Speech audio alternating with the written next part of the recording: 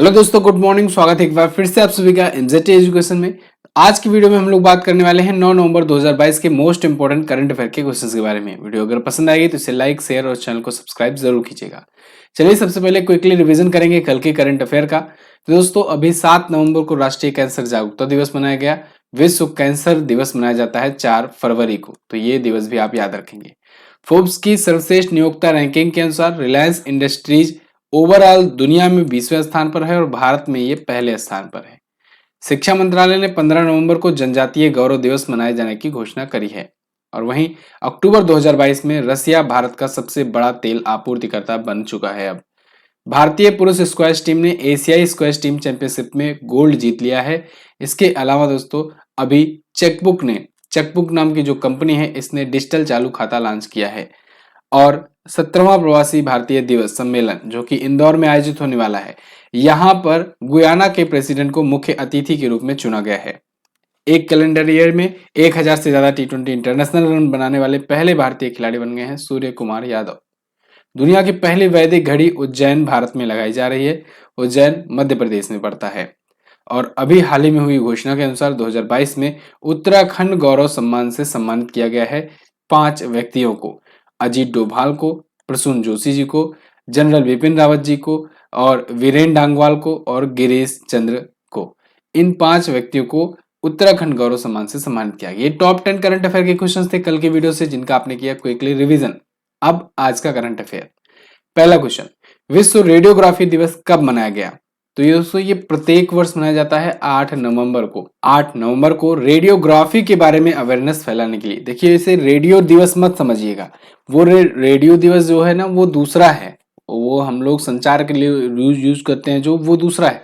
ये रेडियोग्राफी है। रेडियोग्राफी एक प्रकार से चिकित्सा के क्षेत्र में ये काम आती है, ठीक है। तो रेडियोग्राफी के बारे में अवेयरनेस फैलाने के लिए तो और रेडियोलॉजी के महत्व के बारे में बताने के लिए यह दिवस मनाया जाता है। इसे रेडियोग्राफी दिवस या रेडियोलॉजी डे कहा जाता है। क्लियर है? तो अब ये 8 नवंबर को मनाया जाता है, इसको आप ध्यान रखेंगे। अच्छा, कल मैं आपको बताऊंगा कि 1 नवंबर से आज तक कितने महत्वपूर्ण दिवस अभी तक आए हुए हैं। अब कई दिन इकट्ठा हो गए हैं तो बताना तो बनता है, लेकिन आप मुझे आज कमेंट करके जरा बताओ कि आपको कितने याद है, अभी नवंबर मंथ के कितने इंपॉर्टेंट डेट हैं जो आपको याद हो चुके हैं, वरना कल तो मैं आपको बताऊंगा ही। अगला क्वेश्चन, हाल ही में FIH के नए अध्यक्ष कौन नियुक्त किए गए? तो दोस्तों FIH यानी फेडरेशन ऑफ इंटरनेशनल हॉकी, तो या कहें कि इंटरनेशनल हॉकी फेडरेशन, इसके नए अध्यक्ष बन गए हैं तैयब इकराम। तैयब इकराम दोस्तों ये पाकिस्तान के हैं। कहाँ के हैं? पाकिस्तान के हैं। और करंट टाइम पर ये एशियाई हॉकी महासंघ के CEO हैं। कहाँ के CEO हैं? एशियाई हॉकी महासंघ के। तो इनको नियुक्त किया गया है। किसकी जगह पर आए हैं? ये आए हैं दोस्तों नरेंद्र बत्रा की जगह पर। आपको पता होगा नरेंद्र बत्रा जो है इस्तीफा दे चुके हैं, तो नरेंद्र बत्रा जी की जगह पर ये नए होंगे FIH के अध्यक्ष। ठीक है, पाकिस्तान के तैयब इकराम। यहाँ पर आप देख पाओगे आर्टिकल है इंडियन एक्सप्रेस का। एशियन हॉकी फेडरेशन के CEO जो हैं तैयब इकराम, ये इलेक्ट किए गए हैं as a new president of FIH। Okay, तो FIH के बारे में अगर बात करें तो 1924 में इसकी स्थापना हुई थी पेरिस में, लेकिन इसका हेडक्वार्टर है लाजेन स्विट्जरलैंड में। अच्छा, हॉकी आया है ये, तो हॉकी से रिलेटेड आपको याद रखना है world cup. Hockey world cup हुआ था अभी। हॉकी वर्ल्ड कप 2018 में एक हुआ था और एक अभी 2023 में लगा हुआ है। ये दोनों कहां पर हुआ? ये दोनों उड़ीसा में हो रहा है, ठीक है ना, दोनों उड़ीसा में। 23 वाला भी तो हुआ नहीं है, 23 वाला भी, लेकिन होगा उड़ीसा में ही। राउरकेला में इसके लिए बनाया जा रहा है स्टेडियम। राउरकेला में बनाया जा रहा है। अच्छा, किसके नाम से बनाया जा रहा है? बिरसा मुंडा के नाम से। बिरसा मुंडा अंतरराष्ट्रीय हॉकी स्टेडियम होगा। ये भारत का सबसे बड़ा हॉकी स्टेडियम होगा, याद रखिएगा, इंपॉर्टेंट है। यहीं पर 2023 में मेजबानी करेगा उड़ीसा, भारत। अच्छा, ये तो वर्ल्ड कप की बात रही। ये हॉकी आया ही है ना, तो हॉकी एशिया कप के भी बारे में बात कर लेते हैं। Hockey Asia cup. Hockey Asia cup किसने जीता? तो दोस्तों हॉकी एशिया कप में पुरुषों की बात करते हैं अगर, तो पुरुषों का और महिलाओं का अलग अलग कैटेगराइज कर लेते हैं। पहले पुरुष वाला जीत लिया है दोस्तों किसने? दक्षिण कोरिया ने, साउथ कोरिया ने जीता है, कोरिया ने। और महिला वाला जीता है जापान की टीम ने, ठीक है ना। भारत दोनों ही टीमों में ब्रॉन्ज स्थान पर रहा, यानी तीसरे स्थान पर रहा दोनों ही इवेंट में, हॉकी एशिया कप 2022 में। क्लियर है इतना? चलिए, हॉकी की टीम आई है। हॉकी की टीम को दोस्तों उड़ीसा स्पॉन्सर कर रहा है, आपको याद ही होगा। उड़ीसा सरकार जो है, उड़ीसा जो है ये 10 साल के लिए भारतीय दोनों हॉकी टीम को, पुरुष और महिला हॉकी टीम 10 साल के लिए स्पॉन्सर कर रही है, स्पॉन्सर कर रही है। क्लियर है ना? ये सारे के सारे पॉइंट आपको रिवाइज करते रहने हैं समय समय पर। आगे, अक्टूबर महीने में ICC player of the month किसे नियुक्त किया गया? तो दोस्तों ICC player of the month का अवार्ड जैसे कि आपको पता है प्रत्येक महीने दिया जाता है ये, और ये जनवरी 2021 से शुरू किया गया है। ठीक है, इसकी शुरुआत की गई है, लेकिन ये हर एक महीने दिया जाता है, तो उतना इंपॉर्टेंट तो होता नहीं है। आपको जब एग्जाम देना है तो पिछले 1-2 महीने को आप याद रख लेंगे तो वही इंपॉर्टेंट हो जाएगा, इनफ हो जाएगा। फिलहाल मैं आपको यहाँ पर बता दे रहा हूँ, अक्टूबर महीने के लिए विराट कोहली और नीडा डार को चुना गया है। विराट कोहली इतने महान बल्लेबाज हैं, लेकिन पहली बार अभी इनको मौका मिला है, क्योंकि पिछले 2-3 सालों से इनकी फॉर्म थोड़ा सा ठीक नहीं चल रही थी, लेकिन इस बार फाइनली इनको प्लेयर ऑफ द मंथ चुना गया है इनके बेहतर प्रदर्शन को देखते हुए। नीडा डार दोस्तों ये पाकिस्तानी महिला ऑलराउंडर है, महिला टीम की, तो एक महिला खिलाड़ी और एक पुरुष खिलाड़ी को दिया जाता है। यहाँ पर आप आर्टिकल देख पाओगे टाइम्स ऑफ इंडिया का, Virat Kohli bags ICC men's player of the month award for October 2022। Okay, तो पाकिस्तान के दिग्गज ऑलराउंडर नीडा डार और भारत के दिग्गज बैट्समैन विराट कोहली, जो कि पूर्व कप्तान भी रह चुके हैं तीनों क्षेत्र के, इन दोनों को चुना गया है। आईसीसी आया है। आईसीसी की स्थापना कब हुई थी? 1909 में। इसका हेडक्वार्टर कहां पर है? दुबई में हेडक्वार्टर है। अच्छा, इसके अध्यक्ष कौन है? Greg Barclay. ग्रेग बार्कले इसके अध्यक्ष हैं। अच्छा, इसके सीईओ कौन है? सीईओ है जियोफ एलार्डिस। कौन है? जियोफ एलार्डिस है इसके सीईओ। ये सारी चीजें आपको याद रखनी है। आगे बात करते हैं, वर्ल्ड ट्रेवल मार्केट प्रदर्शनी कहां शुरू की गई? तो दोस्तों ये अभी प्रदर्शनी लंदन में आयोजित हुई।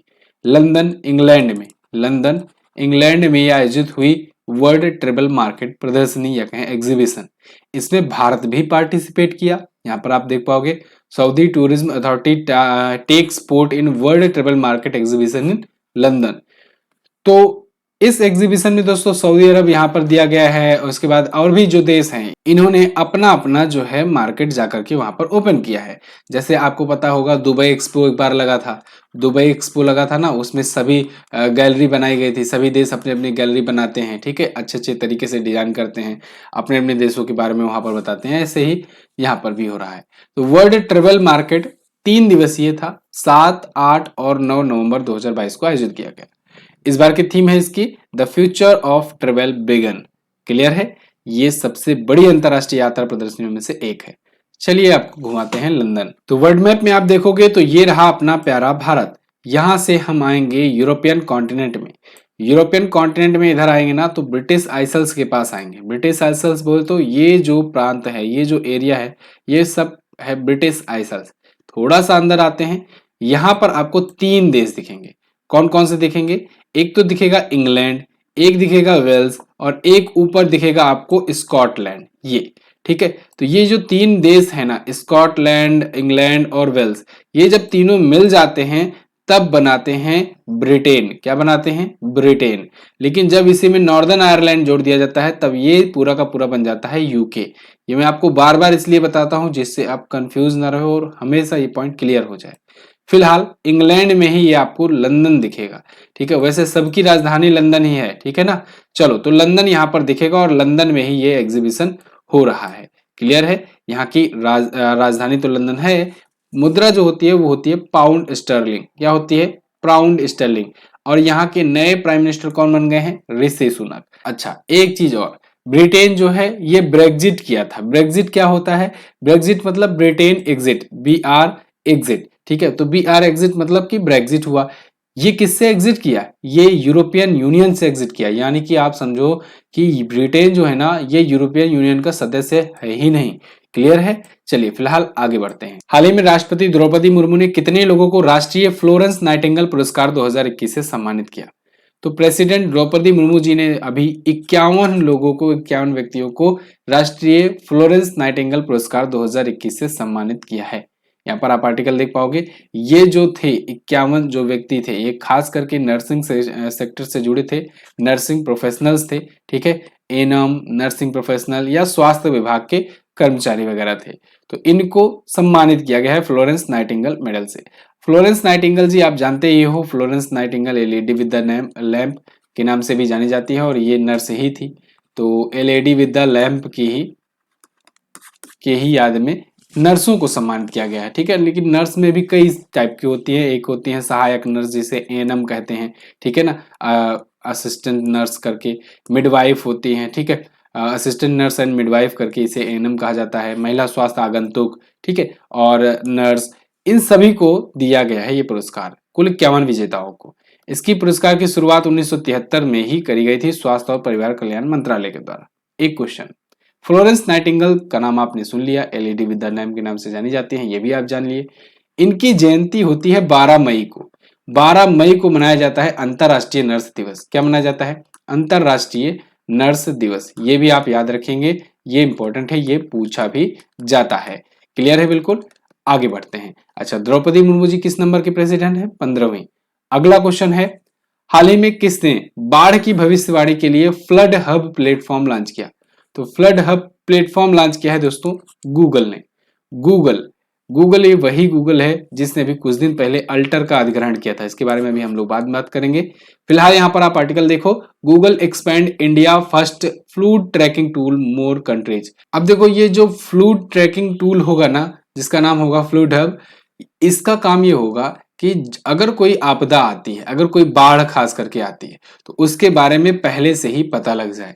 बाढ़ ट्रैकिंग ऐप की शुरुआत, बाढ़ के पूर्वानुमान की शुरुआत जो है भारत में 2018 से ही की गई थी, लेकिन कोई ऐसा टेक्निकल ऐप वगैरह नहीं विकसित था। तो गूगल ने ये काम कर दिया आसान। अब इसकी मदद से अगर कहीं बाढ़ आने वाली होगी तो पहले ही गूगल उसके बारे में सतर्क कर देगा और उसके बारे में बता देगा, जानकारी दे देगा, यानी भविष्यवाणी कर देगा। ठीक है, लोगों को प्राकृतिक आपदाओं के बारे में सूचित करेगा। अच्छा, अब आ जाते हैं गूगल वाले वही बात अल्टर की। गूगल ने, आपको पता होगा, ये एआई प्लेटफॉर्म अल्टर का अधिग्रहण किया था अभी कुछ दिन पहले ही। कितने में किया था? $100 मिलियन में किया था। मैंने आपको दुनिया के कुछ बड़े बड़े अधिग्रहण एक्विजिशन के बारे में बताया था। जैसे बताया था मैंने कि 2012 में इंस्टाग्राम को खरीदा $1 बिलियन में फेसबुक ने। ठीक है, इसके बाद 2014 में आकर के व्हाट्सएप को खरीद लिया फेसबुक ने $19 बिलियन में। ये भी आप याद रखेंगे। इसके बाद अभी 2022 में ट्विटर का अधिग्रहण कर लिया दोस्तों एलन मस्क ने $44 बिलियन में। ये भी आप याद रखेंगे। और अभी अल्टर का अधिग्रहण किया है $100 मिलियन में गूगल ने। क्लियर? आगे गूगल की बात। गूगल की स्थापना 1998 में करी गई थी। लैरी पेज, सर्जेई ब्रिन संस्थापक थे। सुंदर पिचाई इसके सीईओ हैं। इनको मिला है इस बार पद्म भूषण, भारत का जो कि होता है तीसरा सर्वोच्च नागरिक सम्मान। कैलिफोर्निया यूएस में इसका है हेडक्वार्टर। आगे, हाल ही में बीडब्ल्यूएफ पैरा बैडमिंटन विश्व चैंपियनशिप में प्रमोद भगत ने कौन सा मेडल जीता? तो प्रमोद भगत ने दोस्तों जीत लिया है गोल्ड मेडल। प्रमोद भगत ये वही हैं जिन्होंने अभी टोक्यो पैरालंपिक गेम्स में दोस्तों भारत को गोल्ड दिलाया था। तो वहां पर भी गोल्ड और यहां पर भी गोल्ड। फिलहाल ये बैडमिंटन वर्ल्ड फेडरेशन के द्वारा पैरा बैडमिंटन विश्व चैंपियनशिप आयोजित किया गया और इन्होंने इसमें भी गोल्ड जीत करके भारत का सम्मान बढ़ा दिया है। क्लियर है? अच्छा, अभी टोटल जो है 16 मेडल जो है आ चुके हैं।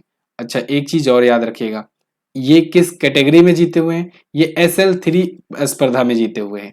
पुरुष एकल में SL3।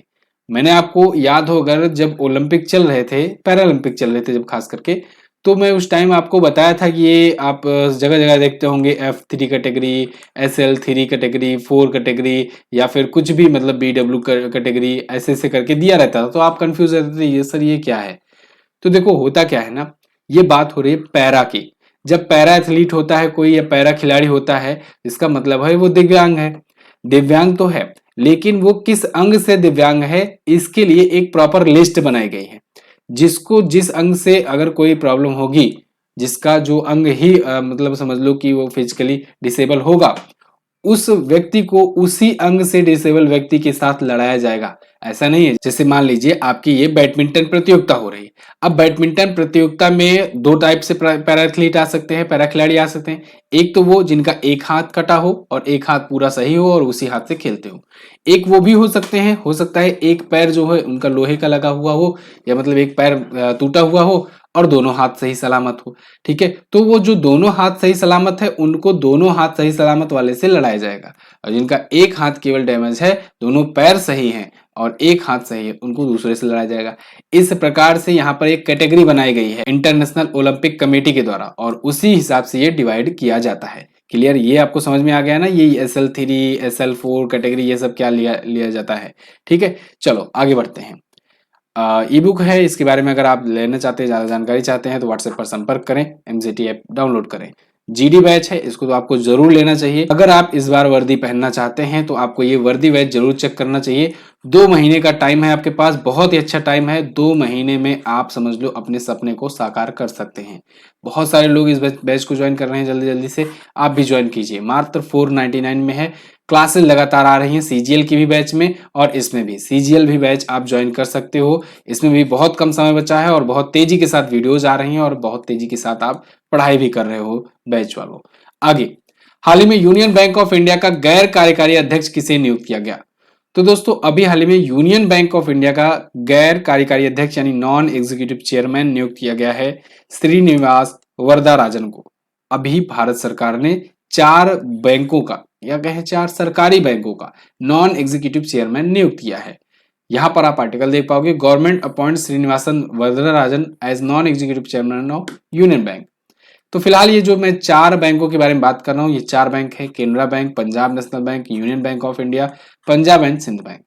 तो इन 4 बैंकों में नॉन एग्जीक्यूटिव चेयरमैन नियुक्त किए गए हैं। इन चारों के नाम यहाँ पर मैंने लिख दिया है, जिसमें विजय श्रीरंगम को 3 साल के लिए केनरा बैंक का, जी अनंत कृष्णन को 3 साल के लिए पंजाब नेशनल बैंक का, श्रीनिवास वरदराजन को 3 साल के लिए यूनियन बैंक ऑफ इंडिया का और वही चरण सिंह को 2 साल के लिए पंजाब एंड सिंध बैंक का नॉन एग्जीक्यूटिव चेयरमैन नियुक्त किया गया है। अच्छा, भारत में कुल सरकारी बैंकों की संख्या 12। भारत में 10 बड़े सरकारी बैंकों का विलय करके 4 बैंकों में कब विलय किया गया? 1 अप्रैल 2020 को। कब? 1 अप्रैल 2020 को। अच्छा, विजया बैंक और देना बैंक का किस बैंक में विलय किया गया और कब किया गया? तो विजया बैंक और देना बैंक दोस्तों ये बैंक ऑफ बड़ौदा में मर्ज हुए, बैंक ऑफ बड़ौदा में मर्ज हुए, लेकिन ये 1 अप्रैल 2019 को ही मर्ज हो गए थे, यानी कि 10 बड़े बैंकों के विलय के 1 साल पहले ही मर्ज हो गए थे। वर्तमान में 12 सरकारी बैंकें हैं, ये आप याद रखेंगे। अगला क्वेश्चन, निम्न में से किसे अंतरराष्ट्रीय कन्नड़ रत्न पुरस्कार के लिए चुना गया है? तो दोस्तों अभी हाल ही में YKC वाडियार को चुना गया है अंतरराष्ट्रीय कन्नड़ रत्न पुरस्कार के लिए। YKC वाडियार ये पूर्व शाही परिवार से ताल्लुक रखते हैं, यहाँ पर आपको दिख रहे हैं ये। तो ये रॉयल फैमिली से हैं और इनको अभी कन्नड़ का रत्न अवार्ड मिला है, कन्नड़ियन रत्न अवार्ड मिला है।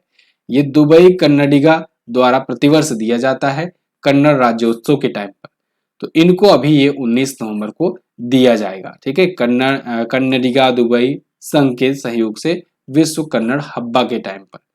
तो नाम आपको फिलहाल याद रखना है YKC वाडियार या यदुवीर कृष्णराज चामराजा वाडियार को कर्नाटक रत्न हुआ है। अभी कुछ दिन पहले मैंने आपको असम रत्न के बारे में बताया था। असम रत्न से किसे सम्मानित किया गया था? असम वैभव रत्न या असम रत्न, ये रतन टाटा जी को सम्मानित किया गया था। रतन टाटा जी को सम्मानित किया गया था। कुछ दिन पहले मैंने कलिंग रत्न आपको बताया था। कलिंग रत्न से किसे सम्मानित किया गया था? जो आंध्र प्रदेश के गवर्नर हैं। कौन है गवर्नर? विश्वभूषण हरचंदन जी। विश्वभूषण हरचंदन जी, उनको सम्मानित किया गया था। ठीक है, हरचंदन। आगे, हाल ही में सरकार ने शिक्षा और नौकरी में EWS को कितने प्रतिशत का आरक्षण संवैधानिक रूप से मान्य किया? तो दोस्तों इस पर काफी विरोध भी हो रहा था, काफी दिनों से अर्जी डाली गई थी सुप्रीम कोर्ट में और फाइनली सुप्रीम कोर्ट की 5 जजों की बेंच ने एक फैसला सुनाया और जिसके अनुसार ये बताया कि नौकरियों में EWS आरक्षण जो है ना, ये फिलहाल के लिए वैलिड है, ठीक ठाक है, इसमें कोई दिक्कत नहीं है। तो EWS कैंडिडेट को जो 10% का आरक्षण मिला करता था, ये मिलता रहेगा शिक्षा और नौकरियों में। EWS बोले तो इकोनॉमिक वीकर सेक्शन। अब ये दोस्तों जो सामान्य वर्ग के जो गरीब छात्र थे उनके लिए ये था। ठीक है, तो इसको लेकर के विरोध भी हो रहा था और याचिका डाली गई थी काफी दिनों से। ठीक है, एक्चुअली में गवर्नमेंट ने ना जनवरी 2019 में एक बिल लाया था। कब लाया था? जनवरी 2019 में। ये भी आप याद रखेंगे, ये 103वां संविधान संशोधन बना आगे चल करके, 103वां संविधान संशोधन बना आगे चल करके। और उसी संविधान संशोधन के तहत क्या हुआ कि EWS कैटेगरी लाई गई, जिसके तहत सामान्य वर्ग के जो इकोनॉमिक वीकर सेक्शन है उनको दिया गया 10% आरक्षण। तो टोटल आरक्षण की जो हमारे यहाँ जो प्रॉपर जो सीटें हो गई वो हो गई 60%। मतलब कि समझ लो कि 100 में से अगर कोई चीज निकलता है तो 60 जो है परसेंट रिजर्व रहेगा, ठीक है ना, आरक्षण सबका मिला करके, जिसमें से 10% ईडब्ल्यूएस का रहेगा। पहले 50% हुआ था और उसके पहले एक नियम यह था कि 50% से ज्यादा अमेंडमेंट नहीं हो सकेगा। लेकिन चूंकि संविधान संशोधन आया 103वां, और संविधान संशोधन जब आता है तो उसने वो संविधान को बदल ही देता है। देखिए होता क्या है कि जो सुप्रीम कोर्ट या हाई कोर्ट या जो भी न्यायिक अपनी जो संस्था है ना, उसका काम यह है कि जो संविधान वाली जो पुस्तक है ना उसको लागू कराया जाए, उसको बेहतर तरीके से उसको पढ़ करके लोगों को न्याय दिलाया जाए। लेकिन जो संसद वाले होते हैं ना, ये कहते हैं ना हमको न्याय से मतलब है, अगर हमको जो चाहिए उससे मतलब है, अगर आप नहीं देते हो न्याय तो हम क्या करेंगे, संविधान ही चेंज कर देंगे। ठीक है, तो ये यहां पर भी हुआ था। क्लियर। तो 103वां संविधान संशोधन बिल नहीं, यहां पर कहें कि एक्ट पास किया गया था। ठीक है ना, बिल दूसरा होता है, मैं आपको बता चुका हूं, बिल पहले आता है, जब पास हो जाता है तो एक्ट बन जाता है। फिलहाल 103वां संविधान संशोधन एक्ट था। जस्टिस यू ललित की अगुवाई वाली अभी 5 जजों की बेंच ने यह फैसला 3-2 के मत से सुनाया है कि फिलहाल जो है ये ठीक ठाक है, वैधता बरकरार रहेगी। क्लियर। तो आपको ये वीडियो कैसी लगी है, कितना समझ में आई है, आप हमें कमेंट करके जरूर बता दीजिएगा। और हाँ, वीडियो को अगर लाइक नहीं किए हो तो वीडियो को एक प्यारा सा लाइक कर दो और शेयर जरूर कर दो दोस्त। आप लोग के लिए ये कंटेंट लाया जाता है बहुत ही मेहनत के साथ, तो आप प्लीज वीडियो को शेयर जरूर कर दिया करो। इसकी पीडीएफ क्विज वगैरह सब आपको एप्लीकेशन पे मिल जाएगी। लास्ट डे मैंने आपसे क्वेश्चन पूछा था इगास महोत्सव का संबंध किससे है, तो उत्तराखंड राज्य सरकार से है। चिल्का झील भारत की पहली रामसर साइट है और भारत की सबसे बड़ी ये साल्ट वाटर लेक है। ठीक है। आज का क्वेश्चन क्या है, आज का क्वेश्चन है बायजूस के ग्लोबल ब्रांड एम्बेसडर कौन बनाए गए। इसके अलावा प्रवासी भारतीय दिवस कब मनाया जाता है। ठीक है। अच्छा, एक और डेट आपको यहाँ पर दिख रही है, आप इसके बारे में जरूर बताइएगा। फिलहाल ये तो थे आज के दिन के top 10 current affair question. I hope आपको वीडियो पसंद आई होगी। पीडीएफ और क्विज आप एमजेटी ऐप से डाउनलोड कर लोगे। टेलीग्राम पर आपको वन लाइनर भेज जाती है, आप वन लाइनर भी डाउनलोड कर लोगे या रीडिंग लगा लोगे। सुबह में आप करंट अफेयर देखा करो, रात में सोने से पहले एक बार जरूर रीडिंग लगा लिया करो पीडीएफ। अगर आप ऐसा करते हो तो आपका करंट अफेयर कभी भी नहीं भूलेगा। जैसे आप सुबह में 20 मिनट देते हो वैसे शाम को बस 1 मिनट दो आप, और चाहे वन लाइनर पढ़ लो चाहे आप ये डिटेल वाली पीडीएफ ही पढ़ लिया करो, लेकिन पढ़ जरूर लिया करो दोस्त। चलिए बहुत बहुत धन्यवाद, मिलेंगे अगली वीडियो में, तब तक के लिए नमस्कार, जय हिंद, वंदे मातरम।